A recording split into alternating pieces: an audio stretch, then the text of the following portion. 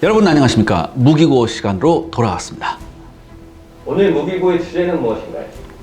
네, 현재 러시아 우크라이나 전쟁은요 6개월째로 접어들고 있습니다. 그리고 그동안 미국을 비롯한 서방이 우크라이나에 여러 가지 무기를 지원했고요. 그중 가장 히트친 무기는 제블린과 같은 대전차 무기였죠. 하지만 현재 고착된 전선에서 포병 화력으로 대결하는 국면에서 당초 포병 화력이 우세한 러시아가 훨씬 유리할 것이라고 예측을 했지만 미국이 우크라이나에 제공한 단 12문의 하이마스가 엄청난 전과를 올렸습니다. 그리고 러시아군은 아주 혼쭐이 났죠. 미국은 추가로 4문을 더 지원하기로 했는데요. 우크라이나는 하이마스 100문만 있으면 우리는 이 전쟁에서 이긴다, 이런 말을 하면서 대량 추가 지원을 요구한 상태입니다. 따라서 오늘은요, 이번 전쟁에서 진정한 게임 체인저로 각광받는 하이마스에 대해 알아보는 시간을 가져보도록 하겠습니다. 여러분, 저와 함께 하이마스로 가요. 이거 하지 말라고 그랬는데.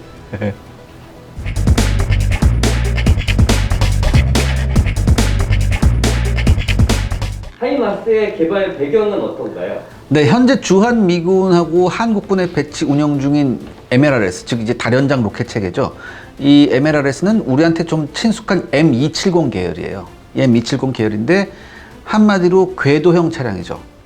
근데 이 M270은요 12발의 로켓을 싣고도 험지에서 높은 기동성을 발휘하는 만큼 우리나라에서 전면전 상황이 벌어지면 최전선에서 최전방에서 기갑부대를 따라 이동하면서 작전을 펼치기 아주 유리한 그런 무기 체계입니다. 기동성도 기동성이고 화력도 엄청나거든요. 그런데요, 이 궤도식이라는 M270의 중요한 특징은 오히려 단점이 될 수도 있습니다. 냉전 시대에는 기갑부대와의 동반 작전과 대량 화력이 동시에 충족되어야 했죠. 굉장한 필수적 요소였는데, 하지만 탈냉전 시대에는요 이 두 가지 요소 모두가 상대적으로 중요하지 않게 되었어요. 이 다련장 로켓 자체는 냉전이 끝난 뒤에 미군에도 필요했는데 이거 12발씩이나 한꺼번에 드러나를 필요가 있을까? 뭐 이런 생각이 또 나왔죠. 더욱이 궤도에다 얹을 이유는 더 줄어들었어요. 이제 시대는 기갑부대와의 협동작전과 전면전이 아니라 뭡니까? 전략적 기동성과 분쟁, 그리고 테러와의 전쟁으로 바뀌어버렸잖아요. 전쟁의 양상이. 그래서 미국은 1990년대 후반부터 새로운 개념의 다련장 로켓인 M142 하이마스, 하이 모빌리티 어티러리 로켓 시스템, 고기동 포병 로켓 체계를 개발하기 시작했습니다. 그리고 2005년부터 정식 실전 배치에 들어갔죠. 그렇다면 하이마스 어떤 무기인 건가요? 간단하게 말해서요, 하이마스는 트럭에 얹은 MLRS입니다. 그러니까 미국의 전술 트럭 시리즈가 있어요. 이제 FMTV라고. 이 FMTV 계열 중에서 5톤 트럭 버전에다가 MLRS용 발사기를 얹은 거예요. M270 계열하고 똑같이 12발 캐니스터를 얹은 게 아니라 이거 뚝 절반 자른 6발만 장전되는 축소형이에요. 그래서 화력은 줄었지만 그 대신 트럭이 베이스인 만큼 최대 시속은 85km 시속. 그래서 도로상을 훨씬 효율적으로 이동할 수 있죠. 또 중요한 게 뭐냐? C130 수송기에도 탑재가 가능할 정도로 경량화되어 있습니다. 이 하이마스의 무게가 11톤이에요.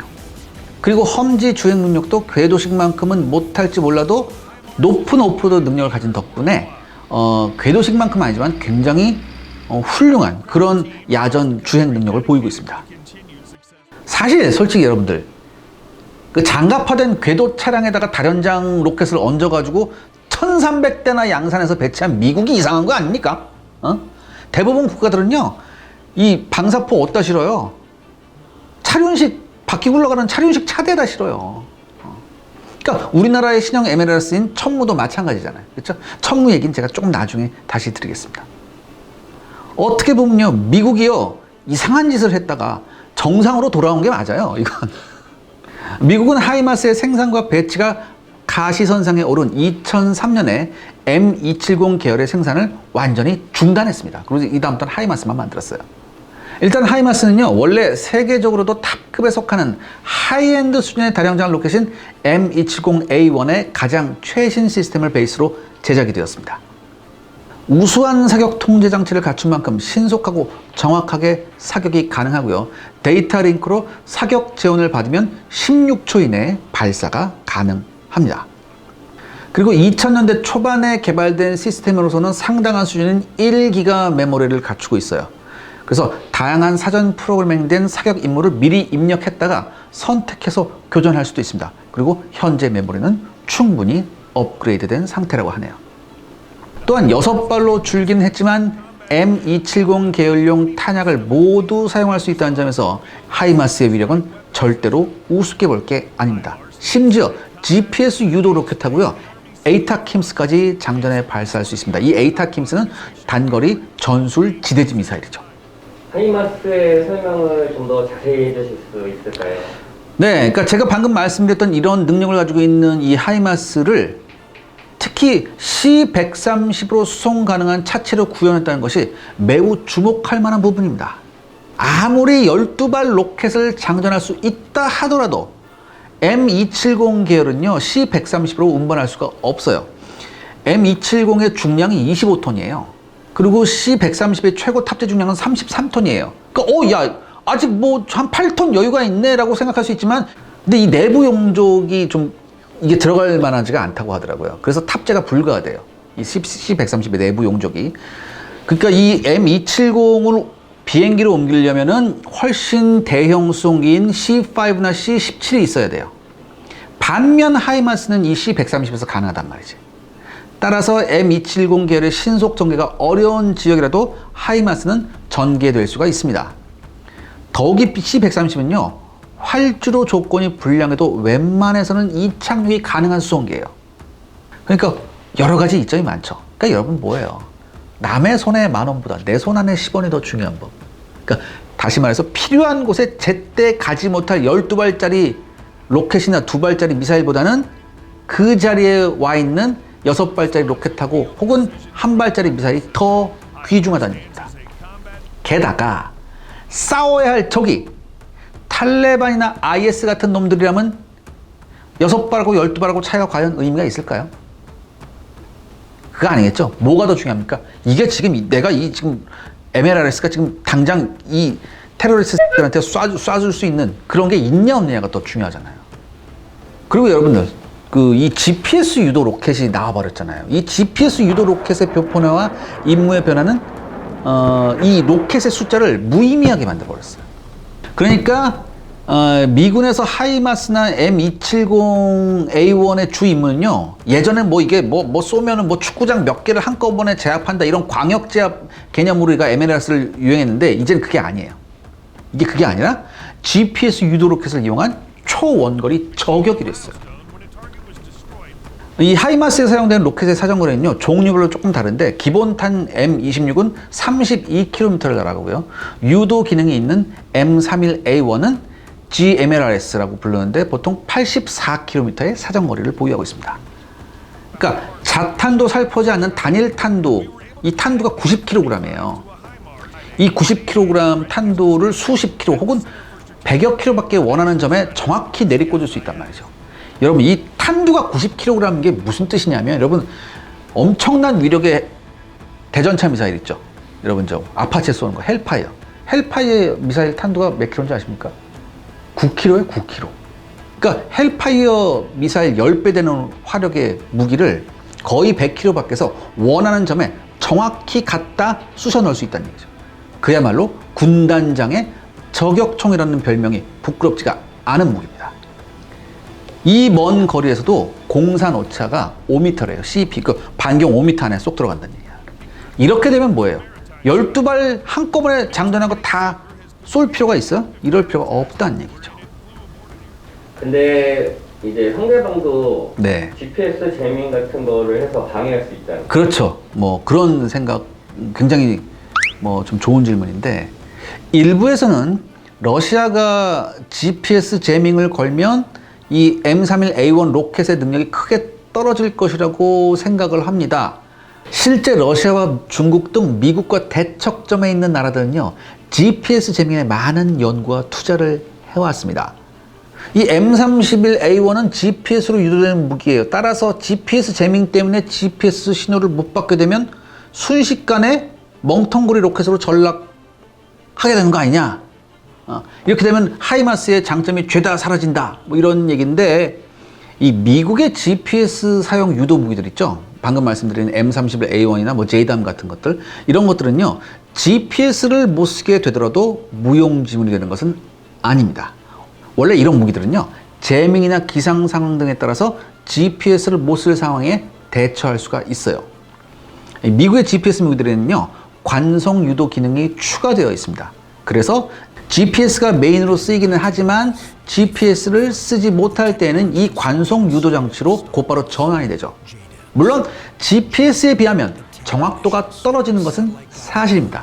하지만 그래도 충분히 상대에게 위협적인 정확도는 나옵니다. 예를 들어서 GPS 무기에 대한 미군의 요구 조건은요, 0.6mm 이하의 CEP예요. 그러니까 요거를 이제 알기 쉽게 좀 설명해 드리면, 거리에 따라서 한번 비교해 볼게요. 사거리 30km에서는 반경 18m 안에, 사거리 45km에서는 반경 27m 안에, 사거리 84km에서는 50m 안에 들어간다는 뜻이. 이게 무슨 말이냐면 84km에서 50m 반지름 원안에 들어갈 확률이 50%라는 얘기예요. 그러니까 미군이 원하는 수준이.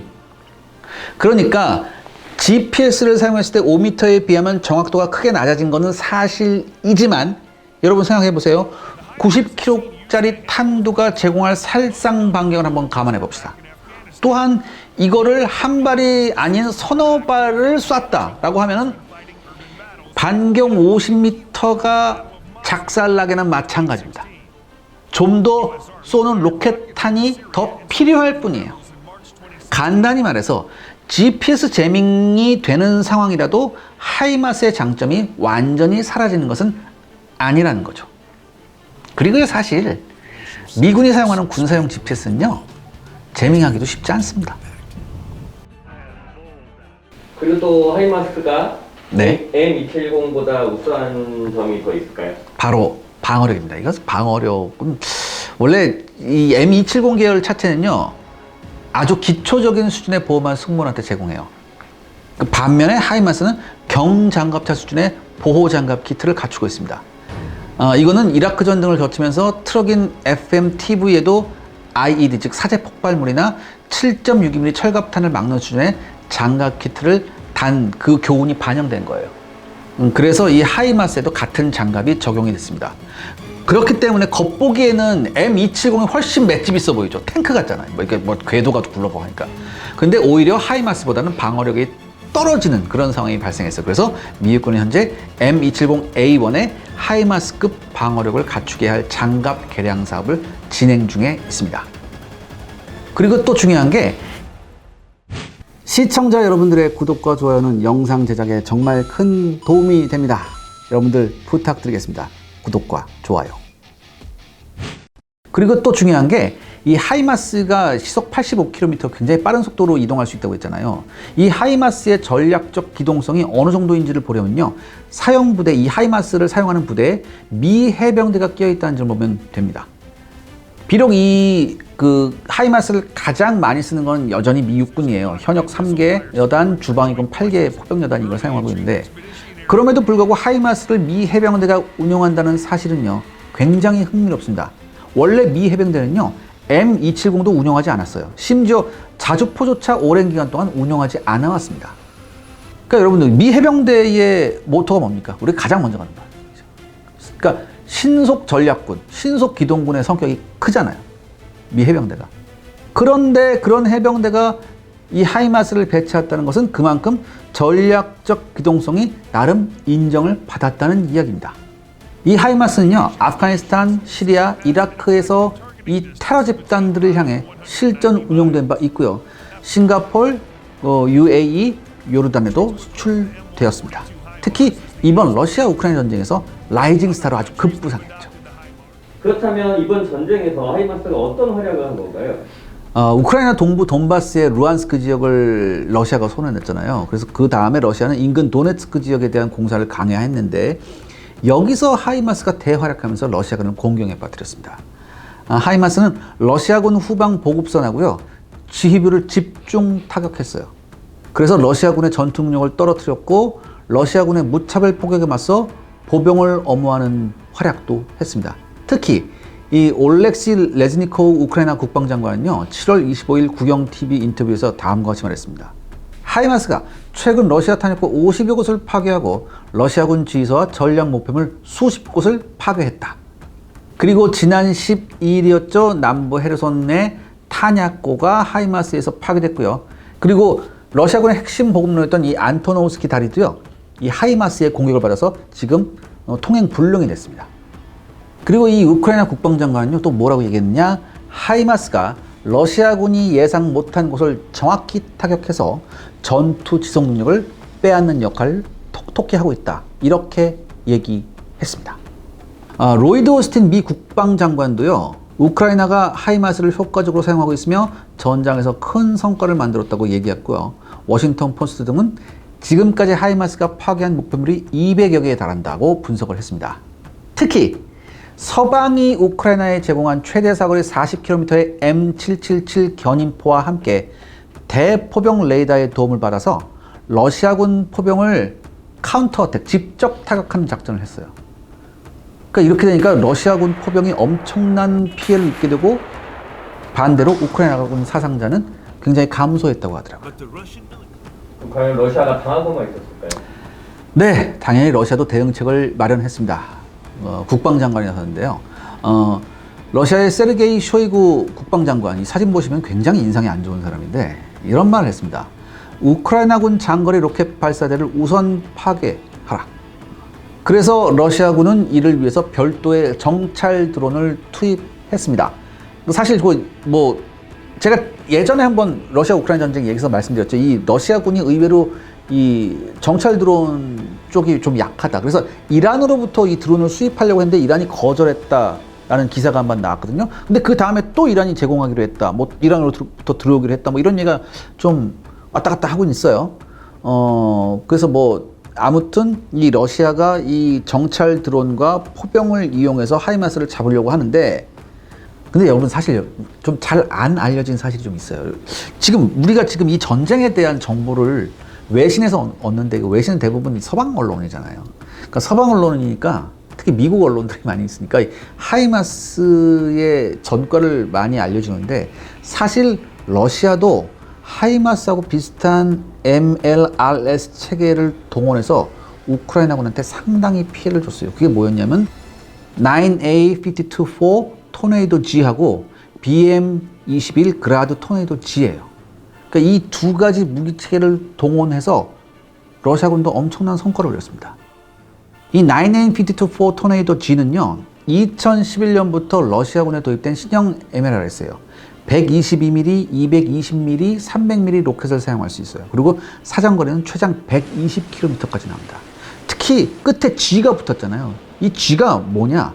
이 G가 붙은 것은요, 러시아판 GPS인 글로나스 위성 항법 시스템을 사용한 모델이다. 이런 걸 뜻합니다. 다시 말해서 하이마스와 마찬가지로 위성 항법 시스템을 이용한 유도 로켓이라는 뜻이에요.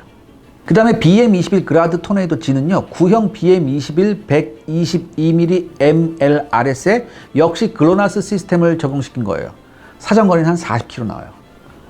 그러니까 이 두 종류의 MLRS는 이번에 돈바스 지역에도 투입돼서 나름 상당한 전과를 올렸다고 합니다. 확인이 조금 더 필요하긴 하지만 이들 러시아 MLRS 때문에 우크라이나군 기계화 부대 2개 대대가 거의 전멸하는 피해를 입었다는 얘기도 있습니다. 그러니까 여러분 솔직히 일방적으로 러시아만 이렇게 MLRS에 두들겨 맞지는 않았단 말이지. 다만 이 러시아제 MLRS들은 하이마스에 비해서 발사 정확도가 떨어지고 과정도 복잡합니다. 발사하는 과정도. 그 다음에 조준 장비는 디지털화가 덜 돼 있어서 다루기가 비교적 까다롭고 고장도 잦은 편이라고 하네요. 특히 이 디지털화는 러시아군의 고질적인 문제이자 영원한 숙제입니다. 자, 하이마스가 훌륭한데 네. 우리도 좀 비슷한 무기가 있을까요? 다행히도요. 우리도 천무 MLRS가 있습니다. 이미 배치가 되었죠. 이 천무는 한국형 다련장 로켓포인 K136 구룡을 대체하기 위해서 2006년 4월 4일 긴급 소요 제기가 된 무기 체계입니다. 그래서 2009년부터 1,300억 원의 예산을 투입해서 개발을 했어요. 그래서 2013년 말까지 개발을 완료했고요.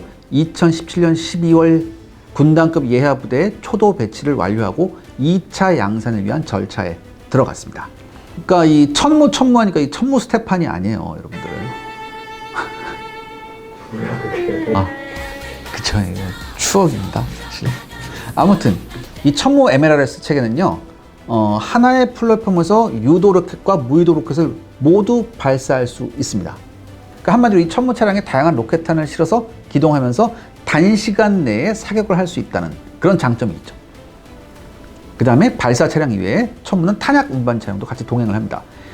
그리고 여기에 쓰이는 로켓의 구경은요, 기존의 구령과 같은 130mm부터 227mm, 230mm까지 다양한 탄종이 있는데요. 130mm탄은 40발을 실을 수 있고요. 227mm탄은 12발, 230mm GPS탄은 12발을 탑재할 수 있습니다. 특히 천무를 위해 개발된 230mm탄은요, GPS IMU, 그러니까 쉽게 말해서 얘도 관성항법 장치가 있는 거예요. 관성항법 유도 장치가. 그러니까 이 GPS IMU로 유도되면서 사거리가 80km가 나와요. 그러니까 하이마스와 비교해도 전혀 손색이 없는 스펙이죠. 그리고 지금은 기존의 3배에 달하는 사거리 연장 업그레이드가 추진 중에 있습니다. 우리 육군은요, 천무를 대포병 레이더와 연동해서 대포병 무기 체계로 운영하고 있습니다. 차량은 한화 디펜스가 제작한 8륜 전술 차량을 사용하고요. 최고 속도는 80km 시속, 그 다음에 순항거리는 450km입니다. 적의 소화기탄을 방어할 수 있는 기본 방탄 성능이 있고요. 이 천무는 1차 발주 대수가 77문이었어요. 그리고 주식회사 하나가 체계종합 유도탄, 무유도탄을 담당했고 한화 디펜스가 발사대하고 탄약 운반차를 생산하고 있습니다. 우리나라 국방부는 북한의 장사장포에 대응하기 위해서 천무를 NLL 북방 한계선하고 MDL 군사 분계선 일대 배치하고 있습니다. 여러모로 하이마스와 비교해도 손색이 없기 때문에 이 하이마스의 높은 가격, 그러니까 하이마스가 대당 66억이거든요.